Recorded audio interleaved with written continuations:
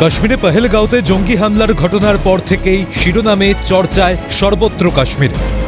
আর এই আবহেই কাশ্মীরে মৃত্যু বাংলার পরিযায়ী শ্রমিকের। জানা গিয়েছে, কাশ্মীরে রাস্তার বরফ সরানোর কাজ করত বীরভূমের এক পরিযায়ী শ্রমিক। মৃতের নাম ছোটু মাহরা। স্থানীয় হাটজন বাজারে শেখ লালনের সঙ্গে দিন কয়েক আগেই কাশ্মীরে কাজে যায় ছোটু। রবিবারই তার মৃত্যুর খবর পৌঁছায় বাড়িতে। বুধবার রাতে সিউড়িতে পৌঁছায় মৃতদেহ। তবে শেখ লালনের বিরুদ্ধে খুনের অভিযোগ তুলেছে মৃতের পরিবার। লালন করেছিল, আমার ছেলেকে যোগাযোগ করতে দেয় নাই মায়ের সঙ্গে। মাকে বলেছে মাকে দাও, ছেলেকে ছটফট করেছে। ছেলে ভাত খেয়েছে চারি বেড়া, আমার ছেলে বলছে বুক জ্বালো করছে, আনচান করছে, শরীর গোটা শরীর। বলছে আমি মায়ের সঙ্গে কথা বলবো, তাই বলেছে। তা গোটা গা জ্বলছে। তা ওইখানের মধ্যে দলের মধ্যে কোনো ছেলের কিছু হলো না, আমার ছেলে কেন ক্ষতি হলো? আমার ছেলে কিছু ছিল না। লোক মার্ডার করেছে, লালন করেছে মার্ডার আমার ছেলেকে, লালন। তা শনিবার অবধি আমার ভাইয়ের সঙ্গে কথা হয়েছে, তারপর থেকে আর কথা হয়নি। যখন সকালবেলাতে বলছে আমার ভাই মারা গেছে, কি কারণ মারা গেছে আমরা জিজ্ঞেস করছি।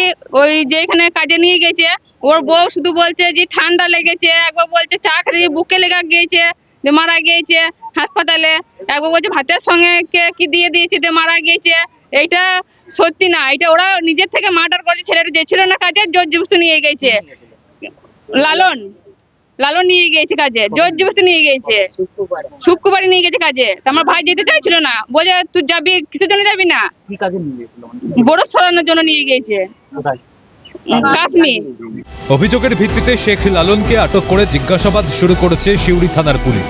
যদিও লালনের পরিবারের দাবি, ঠান্ডা জলে স্নান করার জন্য তার হার্ট ব্লক হয়ে অসুস্থ হয়ে পড়েন ছোটু। তারপর তাকে জম্মু হাসপাতালে ভর্তি করা হলে তার মৃত্যু হয়। সেখানে ময়না তদন্ত করেই দেহ নিয়ে আসা হয়। অভিযুক্ত লালনের ভাইয়ের দাবি, অভিযোগ সম্পূর্ণ মিথ্যা, তবে অন্যায় প্রমাণিত হলে শাস্তি পাক। ব্যাপারটা হচ্ছে যে বরফের জল, যেটা বলে বরফের জল, তো ওই বরফের জলে যে চান করতে লেগেছে। তো চান করার সঙ্গে তার জন্যে ওই যে মানে যে ঠান্ডা যে রোগ চলাচল, সে হার্ট কিন্তু ব্লক হয়ে গেছে।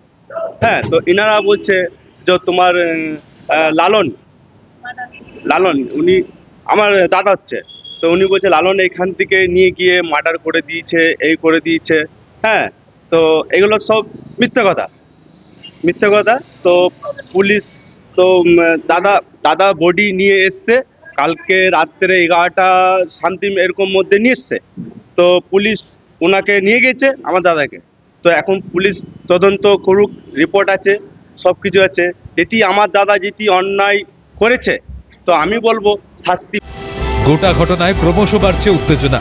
আসল ঘটনা জানতে এখন ভরসা পুলিশি তদন্ত। বীরভূম থেকে ভোলানাথ চক্রবর্তীর রিপোর্ট, ক্যালকাটা নিউজ।